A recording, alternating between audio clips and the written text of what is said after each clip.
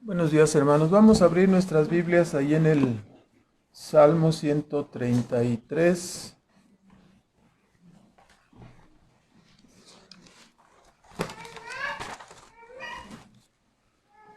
Y vamos a hacer una oración, por favor. Nuestro Padre Celestial, agradecemos nuevamente en esta mañana por permitirnos estar en este lugar que tú nos has concedido para reunirnos a adorarte. Suplicamos, Padre, que tu Espíritu Santo siga obrando, iluminando nuestras mentes y dándonos en nuestras almas el querer y el poder para obedecer tu Evangelio, Señor. Te agradecemos en forma especial en este día por la obra de nuestro Señor y nuestro Salvador, Cristo Jesús, quien ha hecho posible que pecadores como nosotros seamos allegados a la comunión contigo a través de esta adoración que tributamos a ti y a través de poder escuchar tu palabra y poder escuchar los mandamientos que tú quieres para que nuestras vidas sean agradables delante de ti, Señor. Suplicamos, Padre, la ayuda de tu Espíritu Santo para declarar y para guardar esta palabra en nuestras mentes y corazones. Te lo pedimos en los méritos de Cristo Jesús y en Él te damos las gracias. Amén. Entonces vamos a comentar el día de hoy el Salmo 133 y el Salmo 134. En estos salmos tenemos el final de lo que conocemos como los cánticos graduales. Recordarán ustedes desde el 120 hasta el 134. Y el día de hoy cerramos estos cantos, como sabemos, eran usados en la peregrinación del pueblo de Israel en sus visitas a Jerusalén. En forma resumida, el Salmo 133 expresa el júbilo y la alegría de poder encontrarse todas las tribus para adorar a Dios, ¿no? Como Él les había mandado. Y el Salmo 34 es la despedida, el último himno que cantaba, ¿no? Para despedir la caravana de las tribus que regresarían a su lugar de origen. En esta despedida invitan a los siervos del templo a perseverar en la obediencia, en el cuidado de todas las cosas que tenían que ver con el templo. Entonces vayamos al Salmo 133 en forma más detallada. Vamos a mirar aquí cómo era esta comunión de los israelitas. La vamos a contrastar con lo que es la comunión en el Nuevo Testamento. Y por supuesto señalaremos algunas cosas que a veces se entienden como comunión, pero que en realidad no deben ser así, ¿no? Entonces, el Salmo 133 es una manifestación de gran regocijo a causa de la reunión de Israel como una gran familia. Recordamos que ellos procedían de 2 hermanos, ¿no? Los 12 hijos de Jacob, que normalmente se reunían en las llamadas festividades o fiestas anuales. Algunas de ellas, las más comunes, era la Pascua, que se juntaba junto con la fiesta de los panes sin levadura. Esto se celebraba en la segunda y tercera semana de abril para nosotros, ¿verdad? Más o menos en esa época.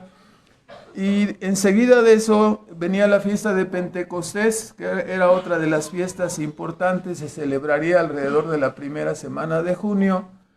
Y finalmente la fiesta de la expiación, que se juntaba con la fiesta de los tabernáculos. Apenas terminaban una semana cuando ya estaban la otra semana celebrando primero el día de la expiación y la siguiente semana la fiesta de los tabernáculos. Entonces, en cualquiera de esas festividades anuales venían las caravanas. Casi todos procuraban ir cuando menos una vez al año. Los que tenían los medios necesarios y el vigor, el deseo para estar allí, pues visitarían en las tres festividades, ¿no? Estas se celebraban, la expiación y tabernáculo, más o menos en el tiempo de octubre para nosotros.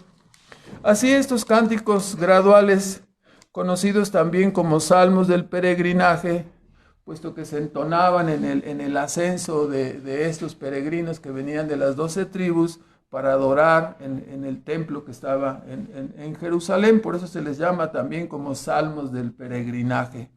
Y comienza en el versículo 1 llamándonos a una consideración. Dice, mirad, o sea, este es considerad, meditad. A veces es un privilegio, no nos fijamos a veces en los privilegios que tenemos, y este era uno de los privilegios que ellos tenían, y son llamados a pensar, a considerarlo, a meditar en ello, una consideración más profunda del acontecimiento, del gran privilegio. Este era el acontecimiento. Dios se reveló a una nación en el Antiguo Testamento y eran ellos, no eran este pueblo de Israel, un pueblo insignificante, pero Dios hizo grandes señales en esta nación.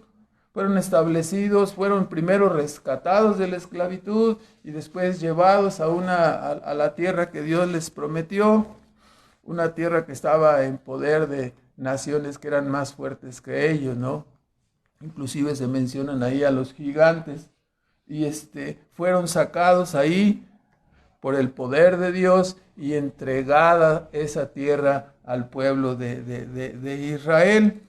Entonces Él les instaló en esta tierra prometida, y el Señor mismo les concedió, como sabemos, el diseño del templo, y también primero a David el diseño y juntar los materiales, y a su hijo Salomón construir este templo, ¿no? Como dijo David, para que sea el estrado de tus pies, puesto que el trono de Dios está en el cielo, y se entendía que los pies de Él se apoyaban y el templo era el lugar donde Él reposaba sus pies, ¿no? De acuerdo a Isaías 66:1. Y entonces le concedió a Israel este privilegio de ser su pueblo para adorarle.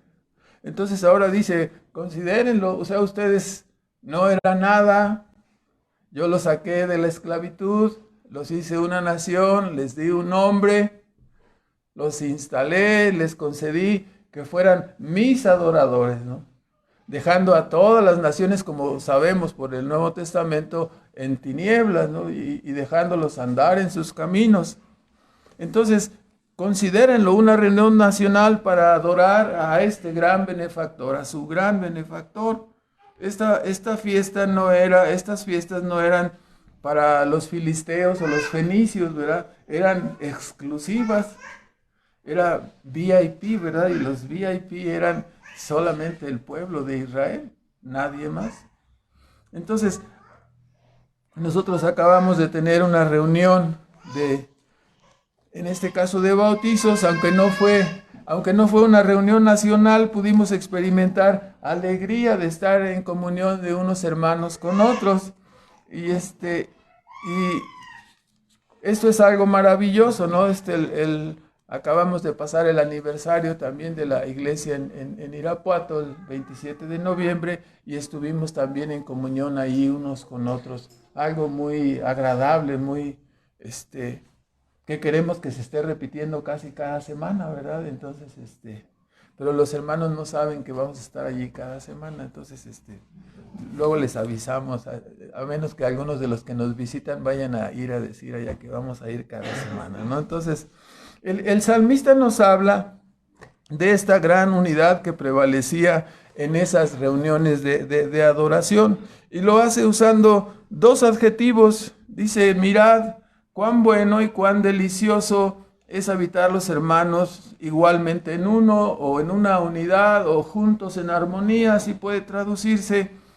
Y no solamente usa dos adjetivos, pero también estos dos adjetivos son precedidos por el adverbio cuán. Mirad cuán bueno, mirad cuán delicioso, o sea, para enfatizar todavía más el calificativo, ¿no?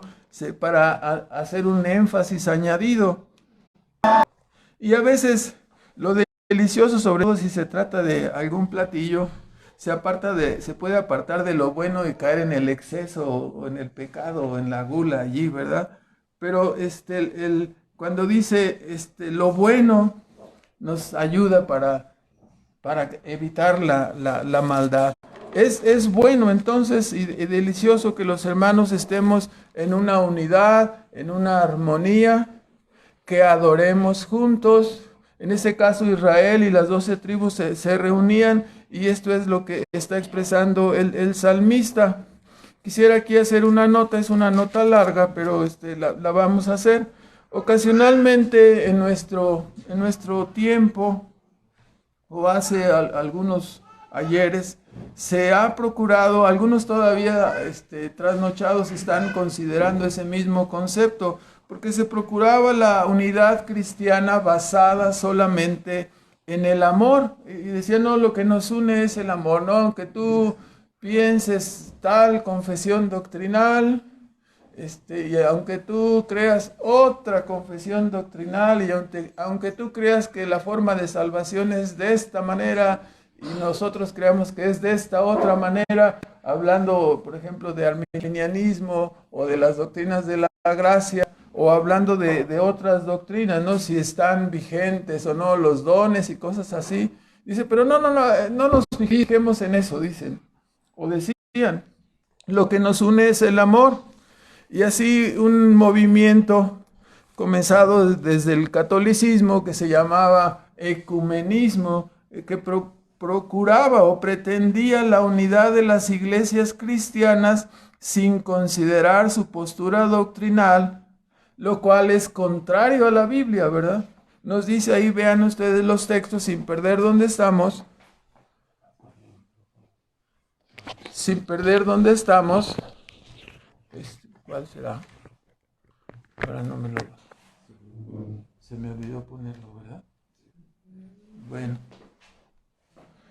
En Juan 14, en el versículo número 23,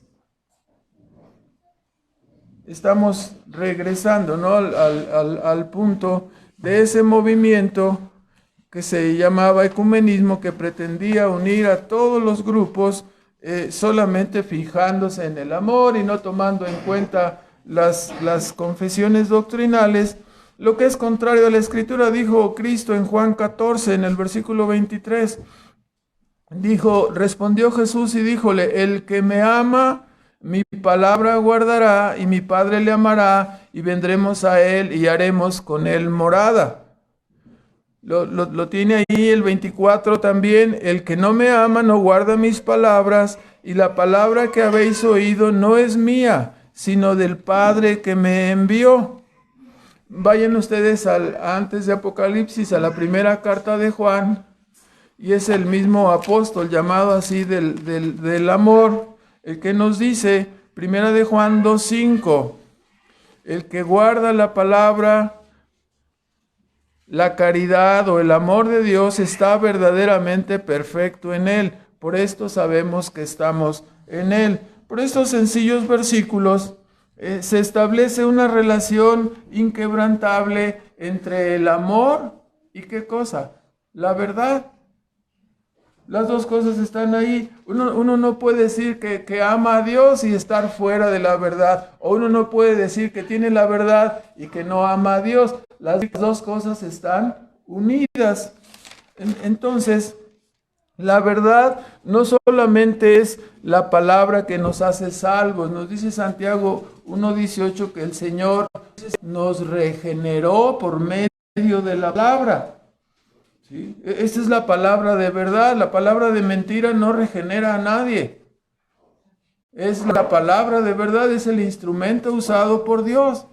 Y esta misma verdad en Juan 8:32 dice Cristo en su diálogo con los fariseos, y la verdad os hará, ¿qué dice? Libres.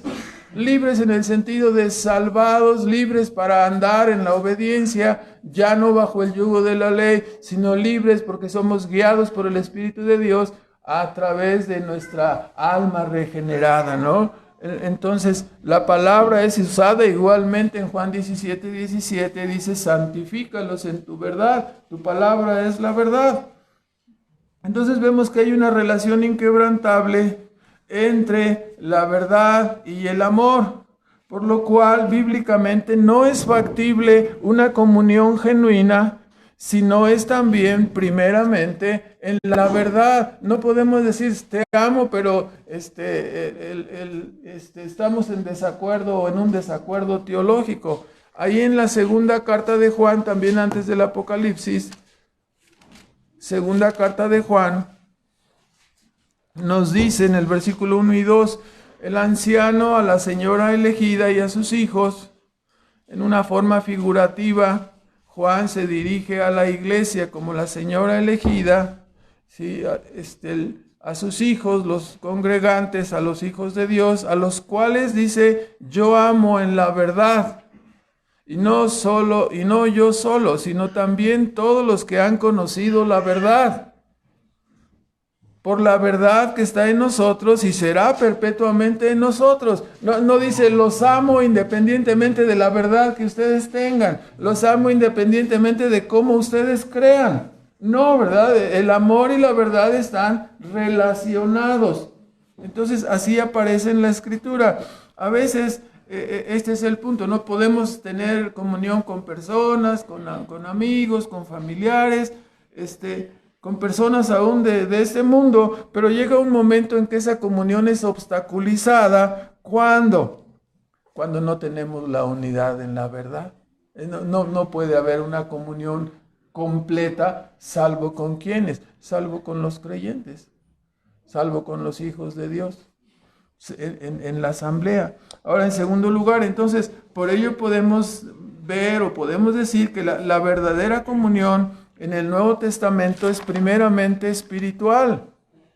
La Biblia nos habla en Efesios 2 que nosotros estábamos muertos en delitos y pecados, la narración del apóstol Pablo, y andábamos conforme a la corriente del mundo, dice, igual que los demás. Ahí estábamos y éramos hijos de ira, lo mismo que los demás.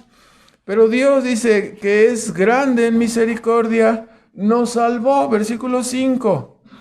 Versículo 4, empero Dios que es rico en misericordia por su grande amor, por su mucho amor con que nos amó, aun estando nosotros muertos en pecados, nos dio vida uniéndonos o juntamente con Cristo. La doctrina de la unión con Cristo está cada vez que aparece en Cristo, con Cristo, juntamente con Cristo, junto con Cristo. Así nos dice, uniéndonos con Cristo, por gracia sois salvos. Entonces, comienza Dios vivificándonos, dándonos la salvación, capacitándonos espiritualmente. Y luego dice en Efesios 4, en el versículo 3, una vez que hemos sido vivificados y hemos sido constituidos en hijos de Dios, se nos insta ¿a qué?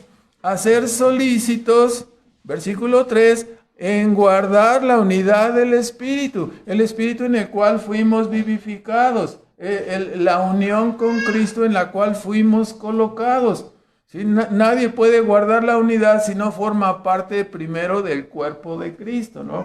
Esto lo tenemos ahí. Ahora, esta unidad no puede ser solamente una unidad general basada en el amor. ¿Por qué? Porque nos dice un cuerpo y un espíritu. También en el versículo 5, un Señor y una fe. No puedes tener una conceptualización diferente de Dios y no puedes tener un credo, una fe diferente y aún así decir, tenemos comunión y no puede haber esa comunión completa.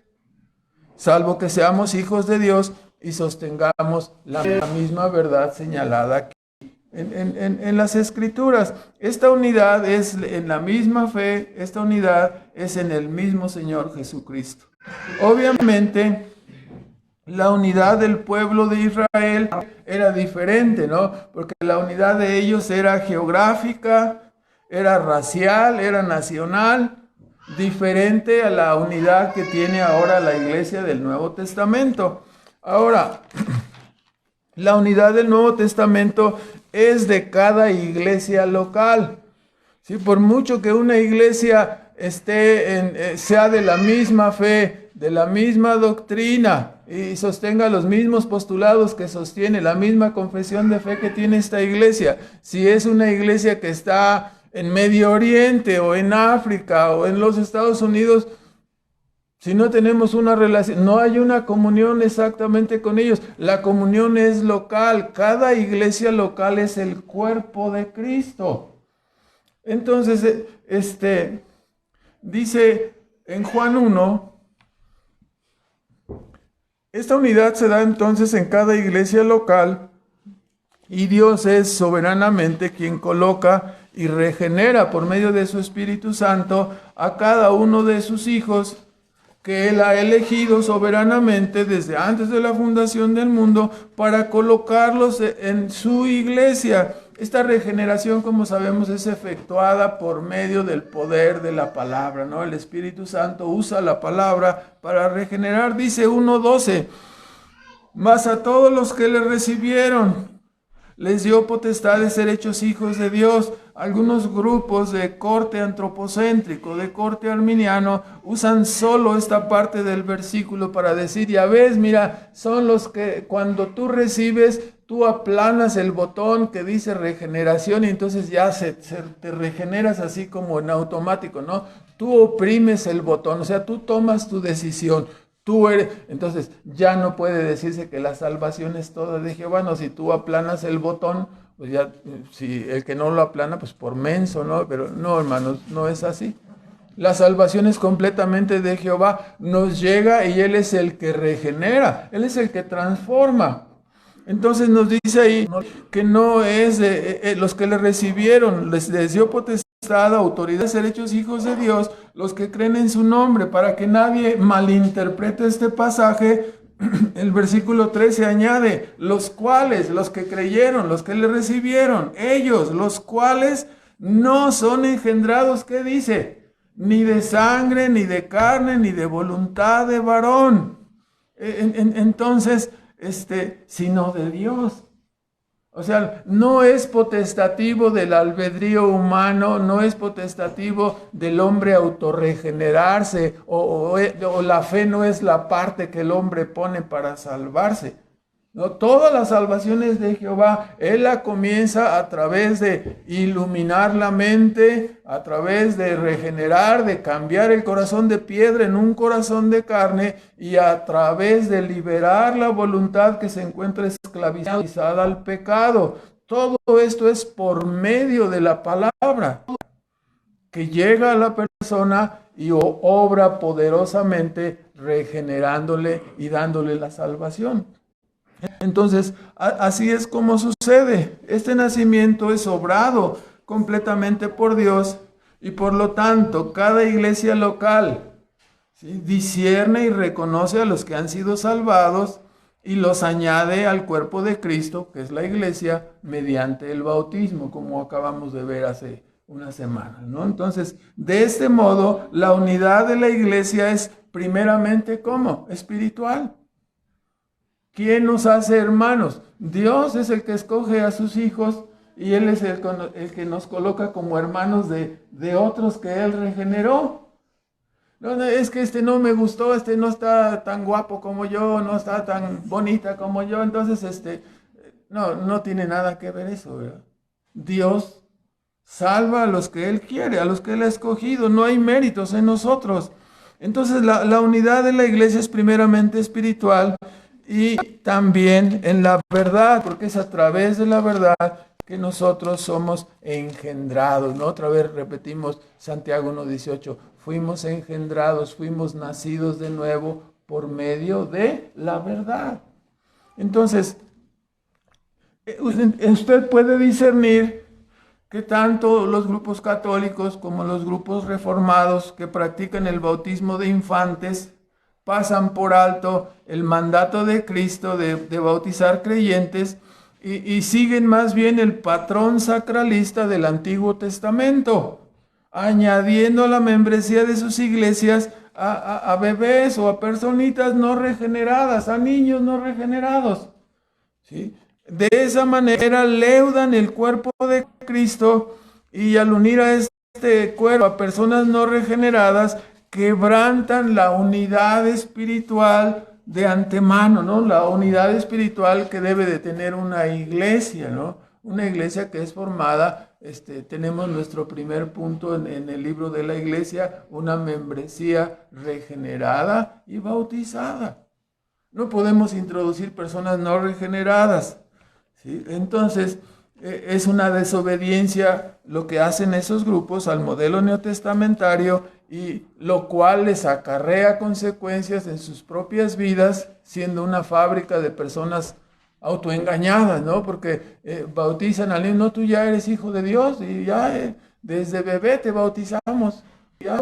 Los católicos dicen, no, le quitaron rápido los cuernitos y lo llevaron a bautizar y ya es parte de la iglesia de Dios. Entonces, es un engaño, ¿no? Las personas crecen pensando, no, pues todos somos hijos de Dios, o sea, utilizan el mismo modelo ¿de dónde? Del Antiguo Testamento.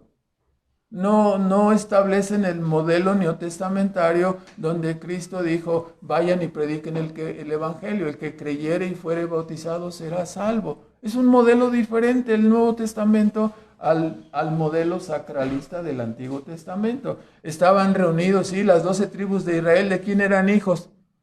De Jacob. ¿Cómo estaban unidos?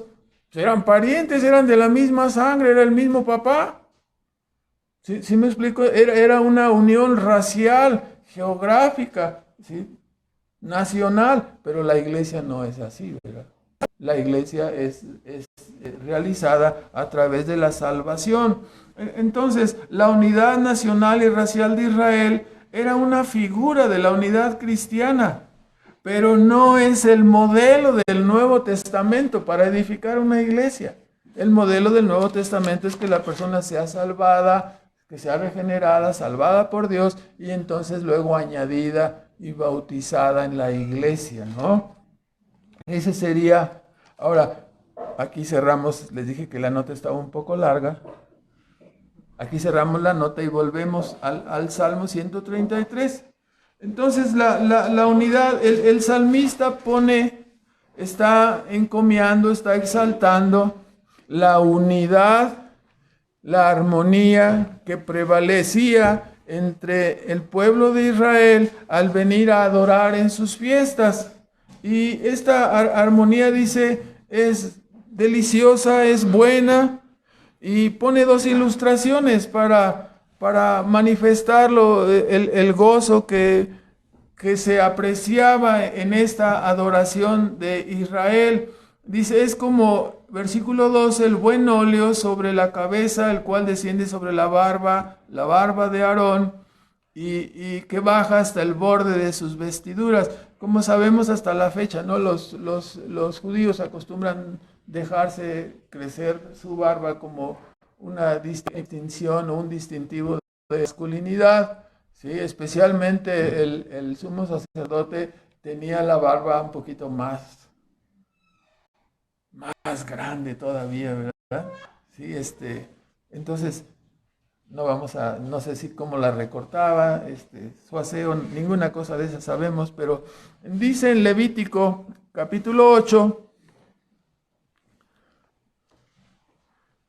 esta ilustración de la armonía y la unidad, dice, refleja una belleza parecida, dice, a cuando el sumo sacerdote era ungido. Cuando fue ungido Aarón, aquí tenemos en Levítico 8, en el versículo 12, y nos dice que Jehová le mandó a Moisés que tomara el aceite de la unción, el aceite especial, un aceite un poco perfumado, ahí como pueden checar más atrás cómo era preparado este aceite que era usado para ocasiones especiales, y nos dice que derramó del aceite de la unción sobre la cabeza de Aarón, 8:12, y ungiólo para santificarlo. Obviamente se derramaba sobre la cabeza, en este caso del sacerdote que estaba siendo instituido, se derramaba el aceite y caía todo el aceite sobre su cabeza, sobre su cuello, su vestidura, y llegaba hasta la barba, y de la barba dice que escurría. El sumo sacerdote tenía una vestimenta especial. La vestimenta especial tenía que portar un pectoral. El pectoral estaba compuesto por las 12 piedras, ¿no? Que significaban las 12 tribus de Israel. Entonces, el aceite derramado de la unción, el aceite de la bendición caía sobre su barba y llegaba así a todas las tribus. La bendición era derramada sobre todas, sobre todo. Entonces, esta es la primera ilustración. La ordenación de Aarón. Este aceite derramado se dispersaba inundando la cabeza, la vestidura y a través de la barba llegaba al pectoral con las 12 piedras de cada tribu, implicando que la bendición de Dios alcanzaba a todo Israel. De acuerdo al Nuevo Testamento, vea usted en Romanos 5, encontramos el cumplimiento de esta figura. En Romanos 5, y busque también en Tito, en el capítulo 3, y leemos en Romanos 5, en el versículo 5, y la esperanza, dice Pablo, no avergüenza, la esperanza de los creyentes, porque el amor de Dios, la versión 60, ha sido derramado en nuestros corazones por el Espíritu Santo que nos ha sido dado, o que nos fue dado en la versión antigua, que nos es dado. Y Tito nos dice en el capítulo 3 y en el versículo 6,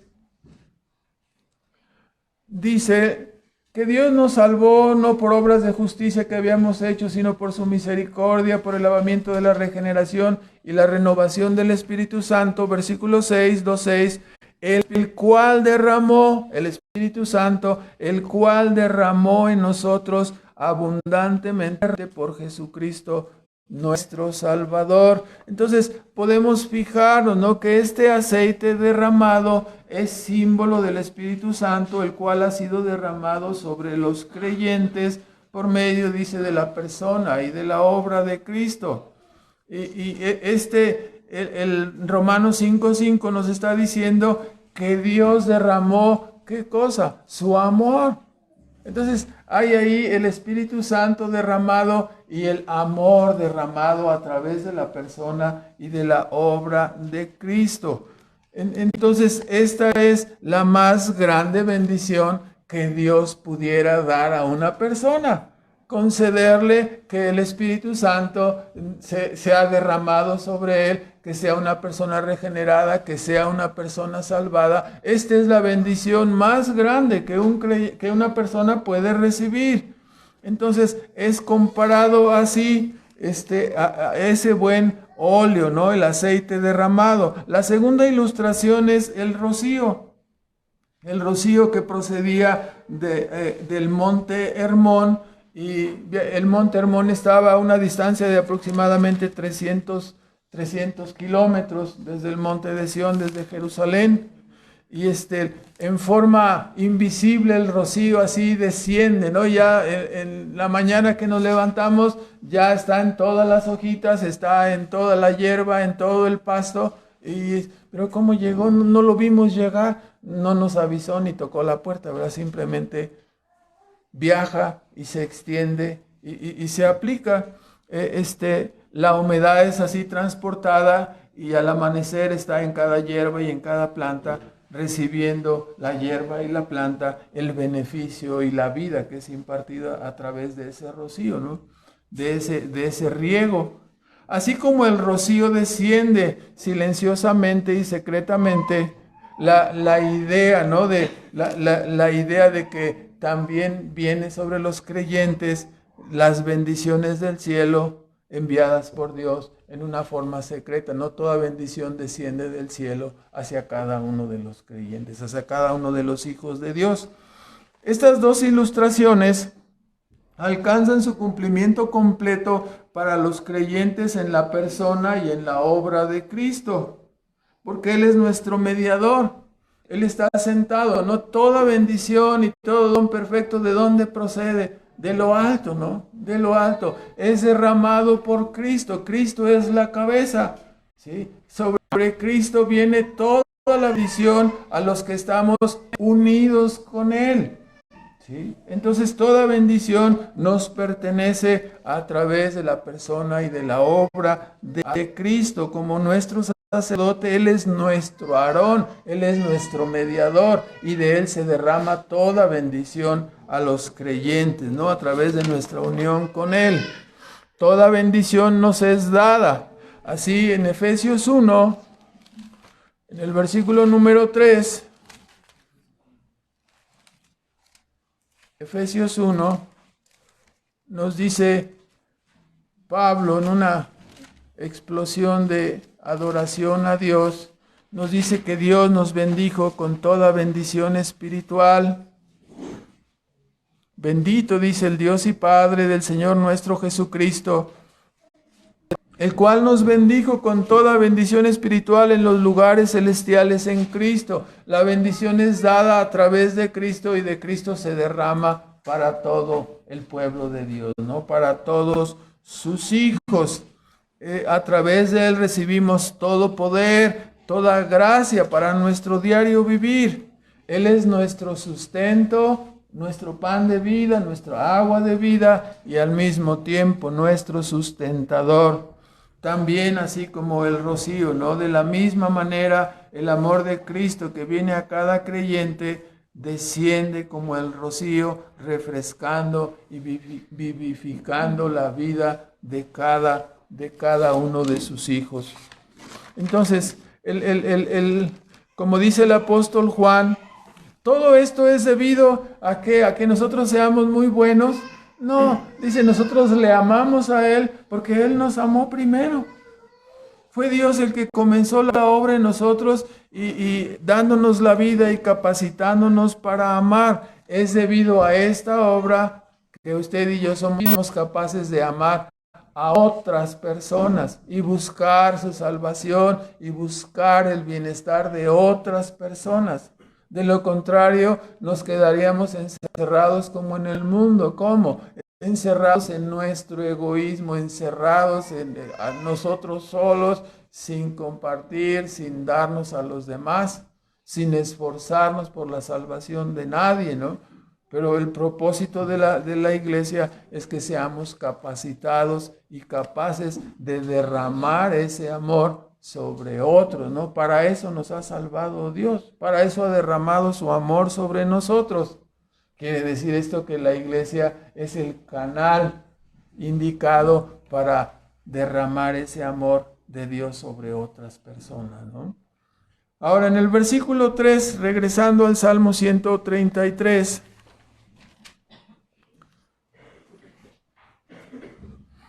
concluye esta parte después de decir, ¿no? Cuán bueno y delicioso es habitar los hermanos en armonía, en unidad. Es como la bendición de derramar el aceite sobre el sumo sacerdote. Es como el rocío que viene secretamente. Y dice, esto es maravilloso. Dice, porque donde está esta unidad, donde prevalece este amor, ¿qué dice?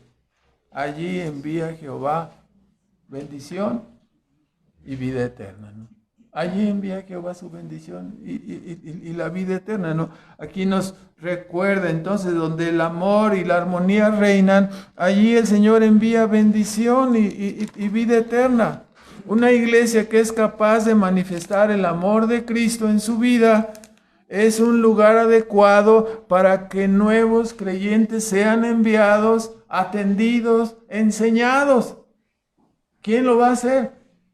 Los creyentes, que son capaces de negarse para ayudar al otro hermano, para ayudarle a crecer, para llevarlo de la mano hasta que llegue a ser una persona madura, una persona útil. ¿Para qué? ¿Para que le sirva al hermano? No, para que le sirva en el reino de Dios, para que sirva a Dios en su reino. Hemos sido rescatados para ser soldados de Cristo, para ser portadores de la verdad. No es nada más llegar y sentarnos cómodamente, es un compromiso que tenemos de ser portadores en nuestra vida y de declarar el evangelio a los que nos rodean. Entonces, por supuesto, todo esto implica especialmente, ¿no? para los creyentes un compromiso y una responsabilidad. Esto implica que cuando no somos capaces como creyentes de sobrellevar al débil, cuando no somos capaces de sobrellevar al débil, cuando somos egoístas y caprichosos, hay personas que dicen, no, yo soy un hijo de Dios, soy creyente, pero estoy muy molesto con ese porque llegó y no me saludó y me dejó con la mano extendida. Ya cálmate, niño. ¿Sí me explico? Se está comportando como que ¿soportaría ser clavado en la cruz? No, tú eres muy extremista. Luego lleva las cosas hasta el extremo y pues si no puedes sobrellevar una ofensa, si no puedes sobrellevar que no te saluden, que no te sonríen, que no te papachen tu espalda, ¿cómo vas a ser crucificado juntamente con Cristo? ¿Cómo? O sea, cuando somos egoístas, cuando tenemos piel hipersensible y nos ofendemos porque vuela la mosca. No, hermano, cuando somos criticones y juzgadores, sí, estoy de acuerdo, está muy bien allí, pero esta hermana llevaba unos zapatos rojos o verdes. ¿En qué te estás fijando?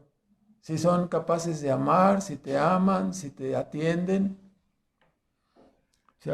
Si nosotros somos egoístas, si somos como niños, cuando nosotros no nos preocupamos y no oramos por los demás, entonces no somos la embajada celestial que deberíamos ser.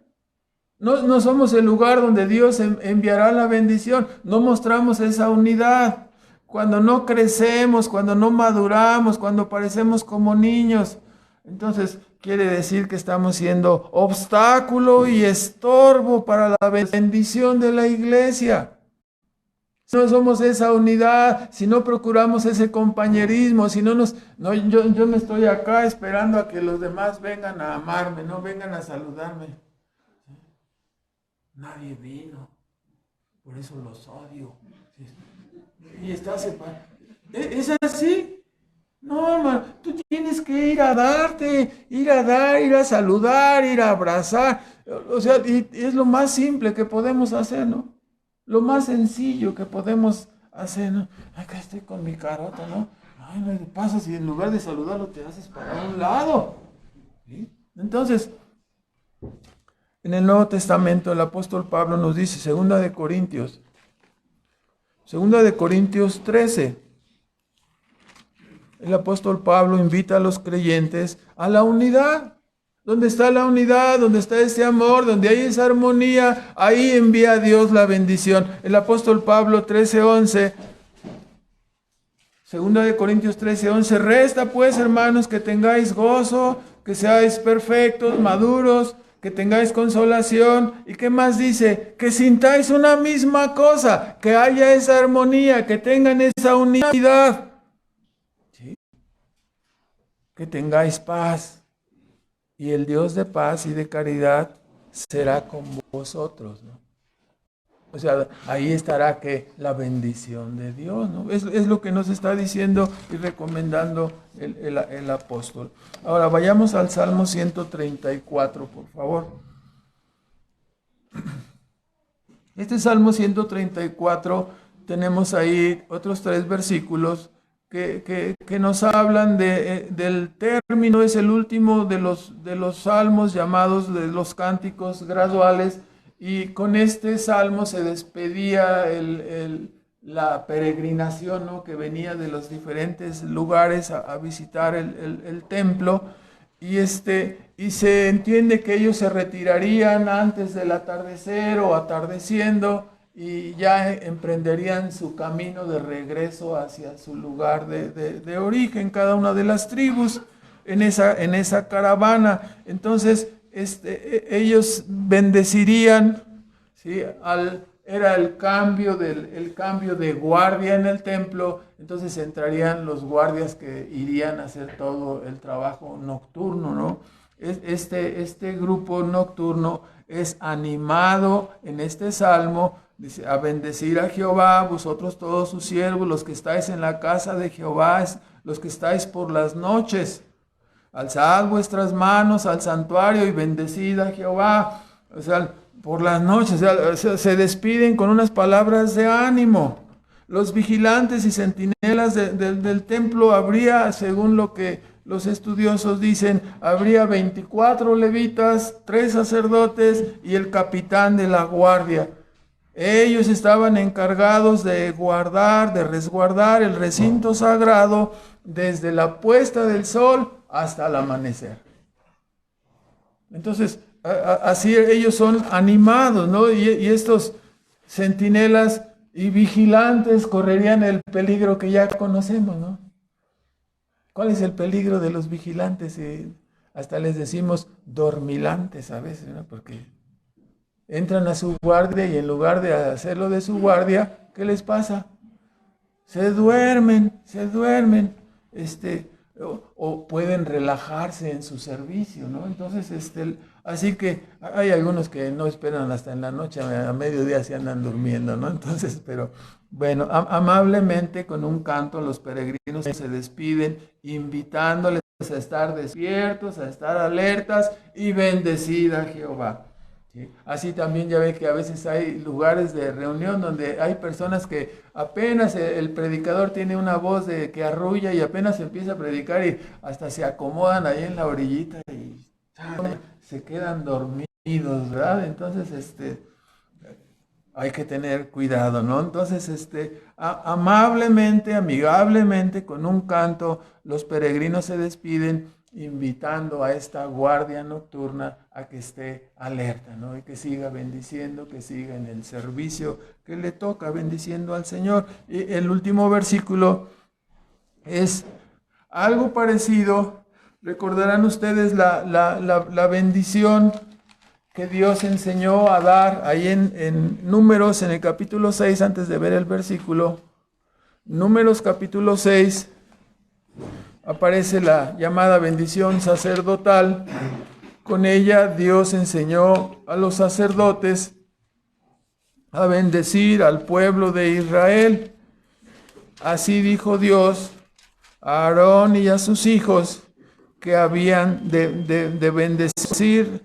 Dice desde el 6:22, Jehová habló a Moisés diciendo, habla a Aarón y a sus hijos, que es los sacerdotes, ¿no? Dice, así bendeciréis a los hijos de Israel, diciéndoles, ¿no? El sacerdote bendecía. ¿Qué es lo que hacía? Dice, les decía estas palabras, Jehová te bendiga y te guarde. Haga resplandecer Jehová su rostro sobre ti y tenga de ti misericordia. Jehová alce a ti su rostro y ponga en ti paz. Y esta era la bendición, y pondrán mi nombre, o sea, los sacerdotes, dice, pondrán mi nombre sobre los hijos de Israel y yo los bendeciré. O sea, los encomendarán a Jehová, ¿no? Los pondrán bajo su cargo, bajo su mano. Y eso es lo que hace el Salmo 134. Los sacerdotes responden tal como fueron instruidos y responden a las caravanas que se retiraban. Este salmo es considerado así antifonal, ¿no? Primero hablan los de la peregrinación y después los sacerdotes que están ahí responden. ¿Qué cosa responden? Bendígate Jehová desde Sión, el cual ha hecho los cielos y la tierra. Parece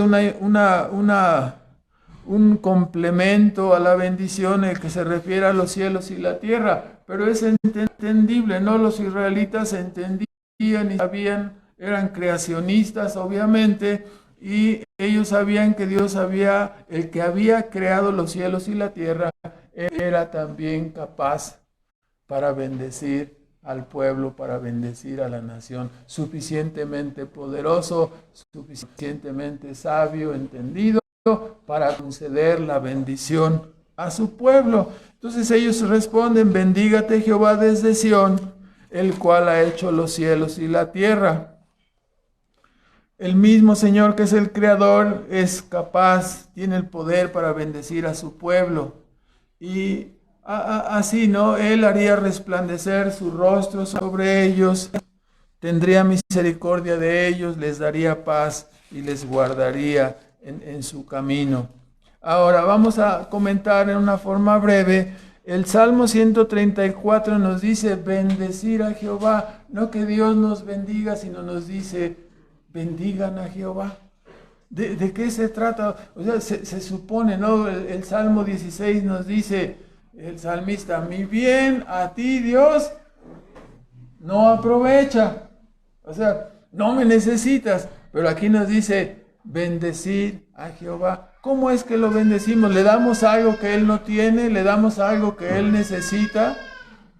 Bendecir a Dios se refiere a que le adoremos. Bendecir a Dios se refiere a que le reconozcamos en todo tiempo en nuestras vidas. Bendecir a Jehová se refiere a que no lo olvidemos, a que meditemos en Él, que tengamos buenos pensamientos acerca de Él. Si un creyente no puede tener malos pensamientos contra Dios, ¿no? Debe guardarse, debe mortificar malos pensamientos. Debe bendecir a Dios en su alma, en su corazón, en su mente. Se refiere a que entonces meditemos, tengamos buenos pensamientos de Él. Se refiere a que hablemos bien de Él. Se refiere a que seamos agradecidos con Él. Se refiere a que nos acerquemos y busquemos la comunión con Él. Se refiere, por supuesto, cuando venimos a adorar, a que cada uno de nosotros nos preparemos para bendecir a Jehová. Vamos a decir, no, espérame, me estoy arreglando ahí los calcetines porque no me los puse bien, no me peiné, no me arreglé. A ver, ¿oraste para venir a la adoración? ¿Te preparaste? Siempre hablamos de la preparación. El ministro tiene que prepararse para predicar la palabra. Y los oyentes no tienen que prepararse para oírla. El ministro también es un oidor de la palabra y tiene que ser un hacedor de la palabra. Entonces, si venimos, muchas veces Cristo en el Nuevo Testamento terminaba sus enseñanzas, especialmente el sermón del sembrador, ¿no? La parábola del sembrador, siendo que hay personas que oyen y no entienden, siendo que el diablo puede arrebatar la palabra de la mente de la persona, siendo que puede haber cosas que nos distraigan, ¿no? Como la codicia, las riquezas de este mundo, y por estar pensando en los negocios y en las riquezas y en lo que tengo que hacer, no me concentro en oír la palabra, ¿sí? O que la oiga de una forma descuidada. Entonces termina el sermón diciendo, hermanos, dice, fijaos cómo oís. 8:15 de Lucas, ¿no? Así dice, fijaos pues cómo oís.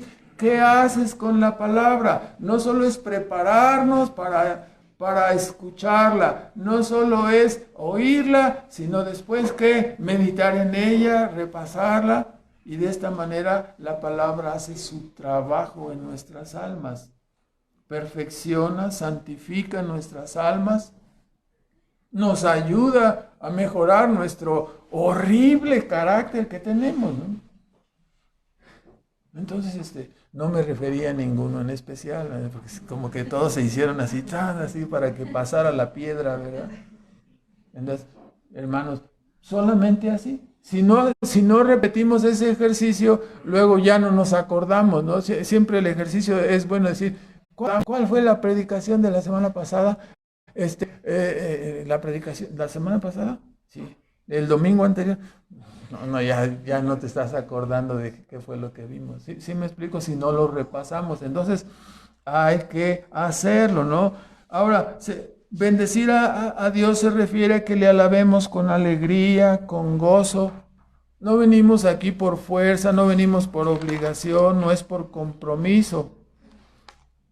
Ahora, vamos a terminar esta parte con respecto a aquellos que están fuera de la comunión. Si Dios está en comunión, la iglesia está en comunión, los creyentes estamos en comunión con sus hijos a través de la adoración, a través del culto que le rendimos. Los que están fuera de esa comunión, o sea, las personas que todavía están separados y no tienen una relación con Dios, está rota, ¿no? Lo que pasó en el jardín del Edén afecta a toda la humanidad. La comunión con Dios se rompió cuando dice que se paseaba y Jehová tenía comunión con Adán y Eva, pero esa comunión se rompió debido al pecado. Toda persona que nace en este mundo nace con esa comunión rota. Entonces es menester restaurar la relación para que la persona pueda tener comunión con Dios. Esa restauración solamente puede ser realizada a través de la persona y la obra de Cristo.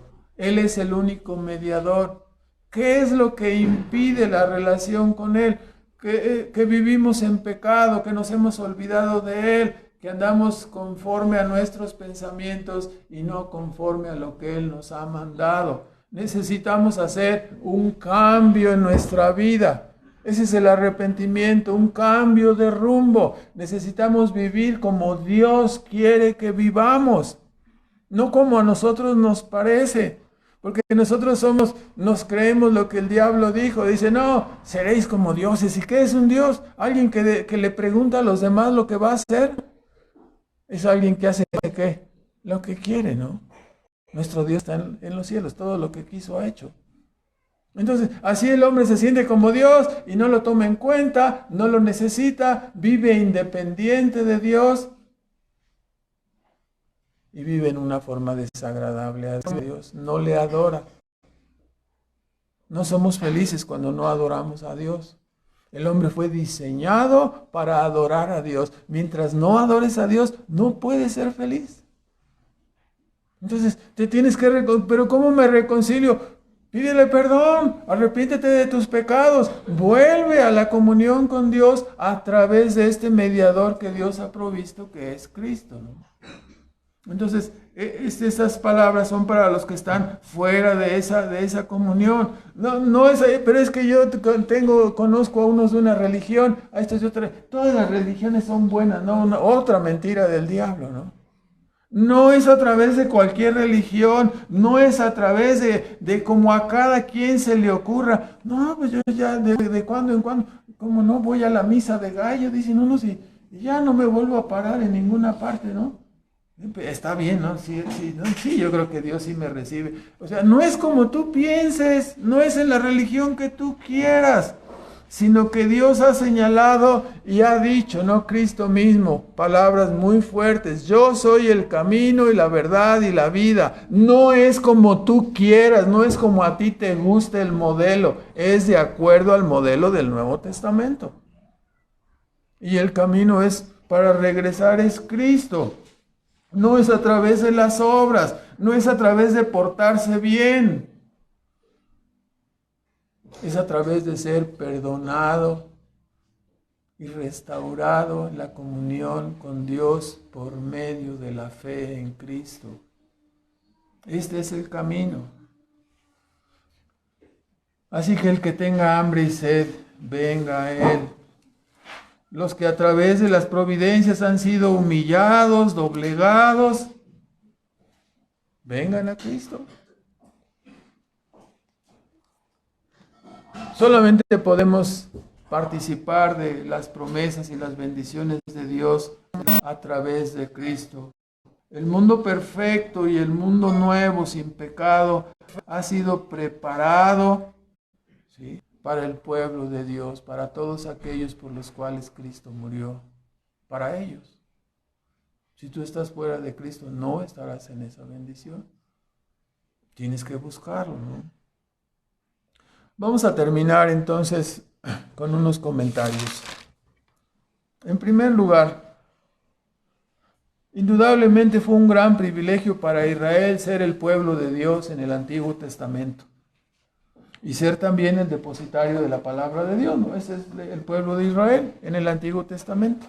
Lógicamente, la institución nueva, que es la iglesia del Nuevo Testamento, la iglesia que Cristo edificó, tiene un mayor privilegio que el pueblo de Israel. Esto lo podemos entender. Tiene más luz. No es lo mismo administrar sombras y figuras que administrar las realidades. No es lo mismo jugar en el cuartito de mi casa con cercas, con vaquitas, toritos, ganado y el riego y todo lo demás que tienes ahí, tus bebederos, que estar en un rancho y verdaderamente hacer todas estas cosas, ¿no? No es lo mismo entonces, ellos tenían un privilegio, ahora el privilegio de los creyentes en el Nuevo Testamento es mayor. No es lo mismo tener las tablas de la ley en la mano que el Espíritu de Dios derramado en ti y que este Espíritu escriba la palabra de Dios en nuestra mente y en nuestros corazones. Es otra cosa, ¿verdad? Este privilegio mayor nos compromete a nosotros a ser ¿qué? Menos responsables o más. Usted puede definirlo sencillamente, ¿no? Más responsables, más comprometidos. Cuando vemos que ellos eran capaces de entregar su vida, ¿no? Por la causa de Dios, y nosotros no queremos entregar ni siquiera nuestro tiempo, ¿no? Estamos todos ocupados siempre. Es una exhortación que siempre nos va a estar calando, ¿no? Que siempre nos va a estar molestando mientras no seamos verdaderamente obedientes a Dios, ¿no? En segundo lugar, hemos de tener cuidado sobre cómo escuchamos. Hemos de tener mucho cuidado en guardar la unidad espiritual del cuerpo que es la iglesia. Debemos estar solícitos en guardar esta unidad y no quebrantarla.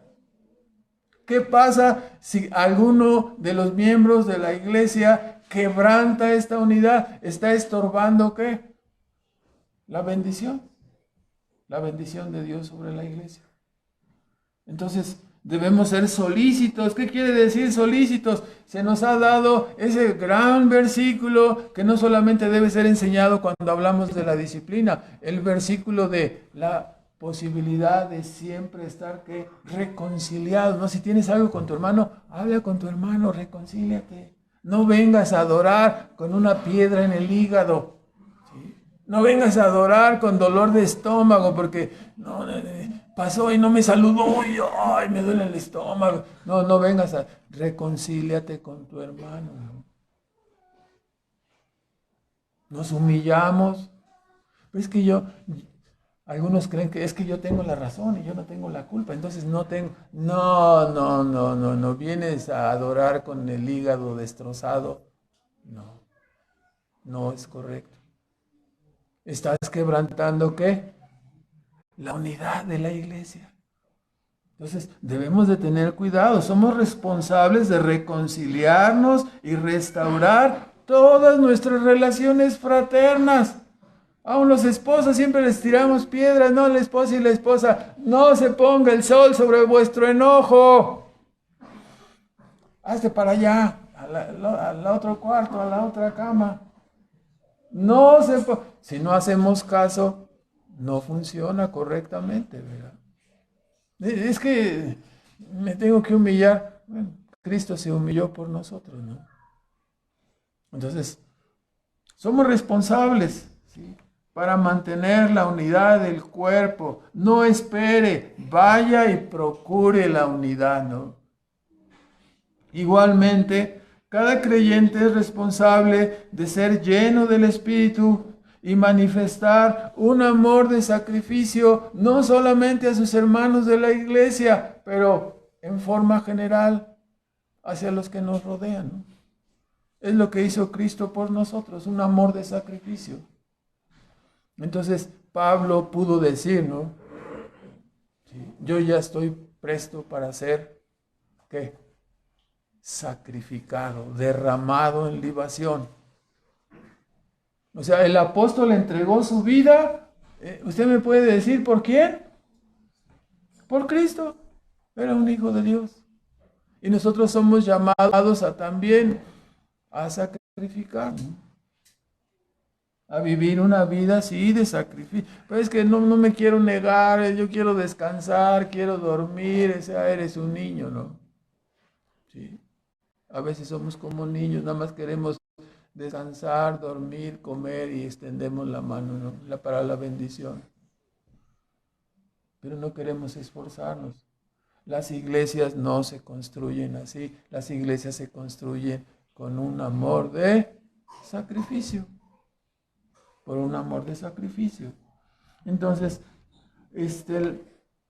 solo así la iglesia viene a ser como una embajada celestial. O sea, si en la iglesia están las personas que aman, que adoran, que tienen comunión con Dios, se ha de notar, ¿no? Moisés tuvo comunión con Dios y descendió y resplandecía. Entonces, si nosotros tenemos comunión con Dios, debe resplandecer nuestra vida, debe ser notoria en nuestra manera de vivir, nuestra manera de amar, nuestra manera de conducirnos, nuestra manera de usar nuestro tiempo, ha de ser manifiesto que somos los hijos de Dios, ¿no?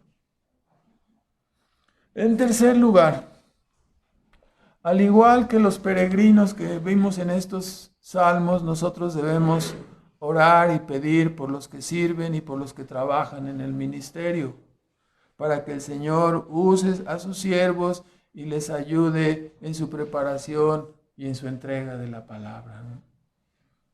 Se ha hecho famosa la historia de la iglesia del tabernáculo de Spurgeon, ¿no? Cuando él predicaba había 100 personas, ¿no?, abajo en el sótano orando por él, ¿no? Cuando uno dice, ¿por qué los resultados, no? Primero era el tiempo de Dios y segundo, los medios usados eran medios que estaban haciendo su trabajo, ¿no? Cualquiera diría, no, ¿a quién le toca orar en el sótano? No, yo voy a estar arriba en las gradas, no, yo no quiero estar en el sótano ahí.